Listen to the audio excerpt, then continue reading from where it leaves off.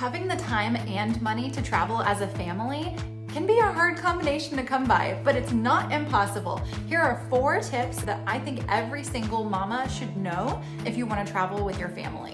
Hi, if we haven't met yet, I'm Carolyn. I'm a mom of twin girls and a baby boy, and as a family of 5, we have traveled all over the world. Europe, Mexico, Hawaii, Iceland, several states throughout the USA, and we have picked up quite a few important things along the way that I think that you should know if you want to travel more as a family as well. Number 1 is having an additional source of income that you can earn from absolutely anywhere. So for me personally, I have tried it all. I have had multiple streams of income from all the things, but the thing that I have found that is working the absolute best for me is high ticket affiliate marketing paired with social media and automations. And it is absolutely incredible because for me, I have started doing this on the side of everything else that I've been doing, even with my super busy life and traveling a ton.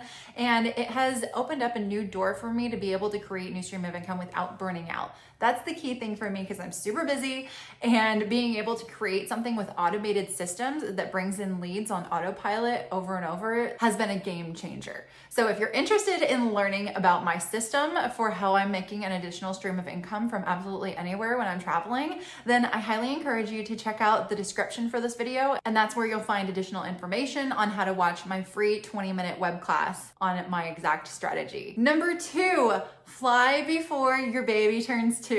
Okay, so if you have a baby, then of course this applies to you, and if your little one is already over the age of 2, then you can probably skip to the next point in the chapters below.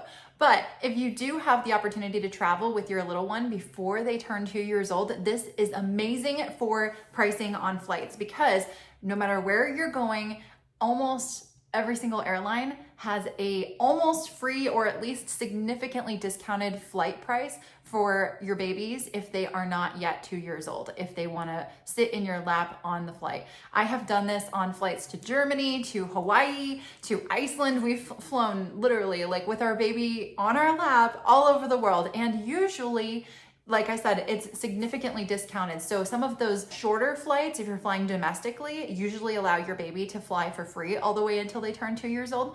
Or if you're flying internationally on one of those bigger long haul flights, like what I was referencing that we've done several times, then most likely it's like 10% the price or something like that. Not 10% discount, actually a 10% priced ticket. So that is still like almost free, which is crazy. So for us as a family with twins, we traveled multiple times. Our girls had actually flown with us all the way to Germany 3 times before they turned 2 years old. And so all of those flights, they were able to fly for free with us, or like I said, significantly discounted. We even were able to upgrade our seats to the bassinet seats, which if you don't know about how to use a bassinet in the airplane, I highly encourage you to watch my other video specifically about how to use the bassinets in the airplane and everything that you need to know based on our personal experiences. I will link that as well so you can check it out. But if you do that, it definitely will save you on cost because once your baby turns 2 years old, they are the same price as a full price ticket. Now, if you want to book them their own seat, then they will be a full price ticket. It only applies if you are flying with them as a lap infant, or if you're gonna use the bassinet and have them in there as well. So that is definitely important to know. And also just from my personal experience, I think flying with a baby is so much easier than flying with a toddler. Once they're 2 years old, they're a little bit more involved, just saying. Comment below if you understand all the things about toddler mom life, and it's an adventure. We'll just say it's an adventure, yeah. And also my son had traveled to Hawaii with me 3 times by the time he was 6 months old. And I think we're gonna go again soon.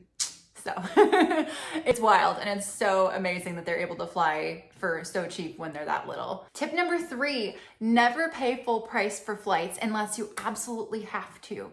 So if you can have a little bit of flexibility on your date, on the actual times that you're flying, like if you aren't going to a specific event like a wedding or something and you have a little bit more flexibility, like say, I wanna go to Iceland, but I'm not sure when I wanna go. I'm just gonna look at flights and see when the prices are best.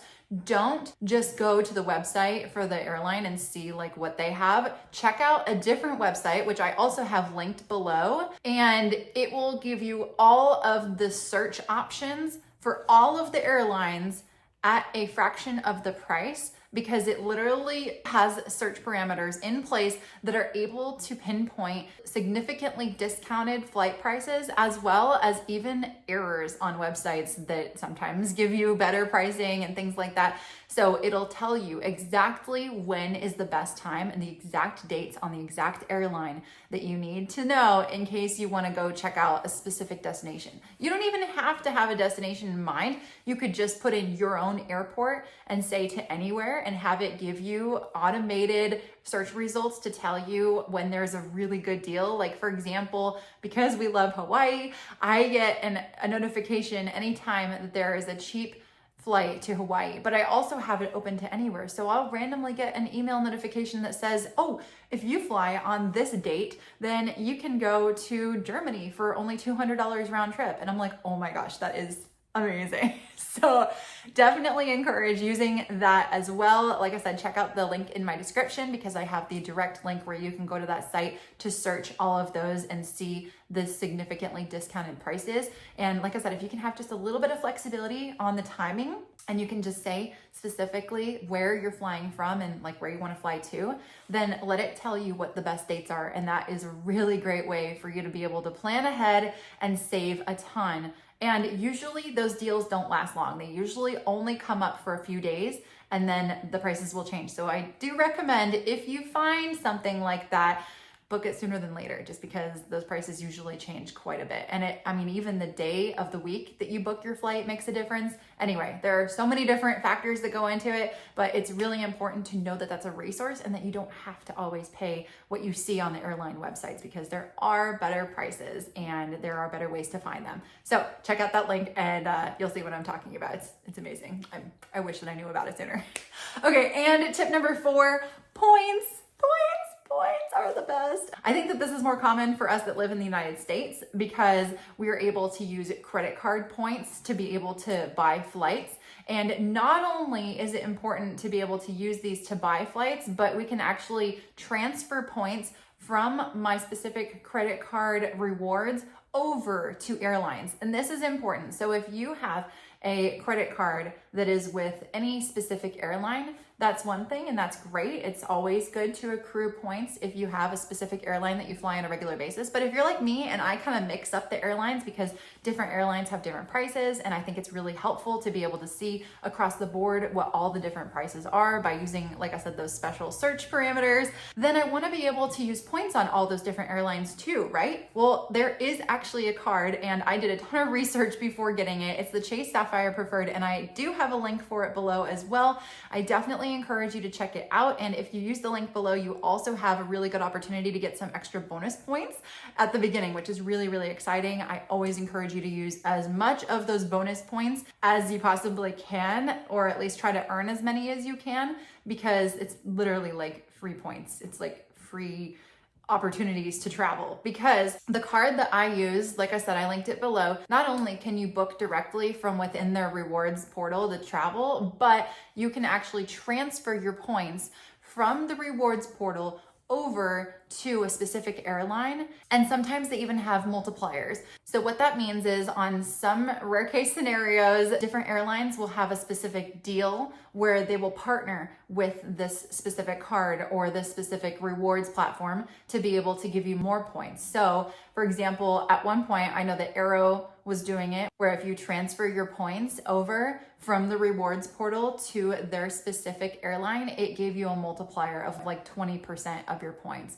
So that means you literally gain an additional 20% by transferring. Not only that, but also pay really close attention to how much a certain flight costs in points compared to how much it costs in dollars.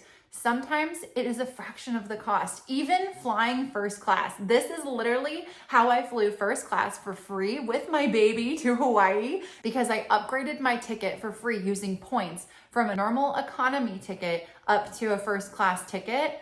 And I was able to do it by transferring my points from my rewards portal over to United, which is the flight that I used to fly first class to Hawaii. And then I was able to utilize those points to upgrade for free. So I definitely recommend doing that because it is so helpful to see that sometimes it is a fraction of the cost. Like it'll say this big ticket number for flying first class, but then sometimes it just look through all the different days that are within the nearby dates of when you want to travel and check out what the different amounts of points are, because sometimes you'll be surprised. Like literally I've seen days where I don't know why, I don't know how, but it's like way less points to fly on certain flights for even a first class flight. Like I've seen first class flights for only like 70,000 points, which in the grand scheme of things is not that much, considering the fact that you can get that many points usually from the bonus deal at the beginning. So I mean, that's literally like a free first class flight. That's amazing. So always be searching and always be using points when you can, when it makes sense. If it's a really good deal and the price is just low, then sometimes it's more worth it to just pay for it compared to using points.